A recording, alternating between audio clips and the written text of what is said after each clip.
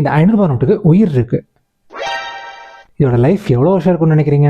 நான் டிமானிட்டைசேஷன் பற்றிலாம் பேசல, இன்ஃப்ளேஷனை பற்றி பேசுகிறேன். இப்போ இன்ஃப்ளேஷன் 6% இருக்குன்னு வச்சுக்கோம். இந்த 500 ரூபாயோட பர்ச்சேசிங் பவர் 10 வருஷம் கழிச்சு 280 ரூபா, 20 வருஷம் கழிச்சு 155 ரூபா, 30 வருஷம் கழிச்சு 85 ரூபாயா சுருங்கிரும். பர்ச்சேசிங் பவர்னா என்னன்னா, இந்த 500 ரூபாயை வச்சு இன்னைக்கு நீங்க ஒரு பெரிய கடையில் போய் ஒரு ஃபுல் மட்டன் பிரியாணியை சாப்பிடலாம். அதே 30 வருஷம் கழிச்சு இந்த 500 ரூபாயை வச்சு காக்கா பிரியாணியாக சாப்பிட முடியும். இன்னும் சிம்பிளாக புரியணும்னா, தக்காளி வெங்காயத்துலேருந்து தங்கம் வெள்ளி வரைக்கும் விலைவாசி ஏறிட்டே போகுதுன்னு வருஷம் புலம்புறோம்ல, அதுதான் இன்ஃப்ளேஷன். எஸ்ஐபினா என்ன, அது எப்படி ஒர்க் ஆகுதுங்கிறது ஃபர்ஸ்ட் வீடியோலையும், எஸ்ஐபியில் என்ன ரிஸ்க்லாம் இருக்குது, நம்ம என்னெல்லாம் பண்ணணும் பண்ணக்கூடாதுங்கிறத செகண்ட் வீடியோலையும் ரொம்ப டீட்டெயில்டாக பார்த்தோம். நீங்கள் இன்னும் அந்த வீடியோ பார்க்கலன்னா கமெண்ட்ல 2ன்னு மென்ஷன் பண்ணுங்க, உங்கள் டிஎம்க்கு நானே அனுப்புறேன். ஓகே, எஸ்ஐபி வீடியோவில் நான் ஏன் இன்ஃப்ளேஷனை பற்றி பேசுகிறேன்னா, நம்ம எல்லாரும் ஏன் எஸ்ஐபி பண்ணுறோம்? லாங் டேர்முக்கு போட்டால் 1 கோடி ரூபாய் மாதிரியான பெரிய கார்பஸ் கிடைக்கணும் தானே. பெரும்பாலான வீடியோவில் சொல்லாத ஹிடன் ட்ரூத் என்ன தெரியுமா? 10 வருஷம் கழிச்சு அந்த 1 கோடியோட மதிப்பு 56 லட்சமா இருக்கும். 20 வருஷம் கழிச்சு 31 லட்சமா இருக்கும். 30 வருஷம் கழிச்சு வெறும் 17 லட்சம் தான் அதோட பர்ச்சேசிங் பவர். இதை பார்த்தா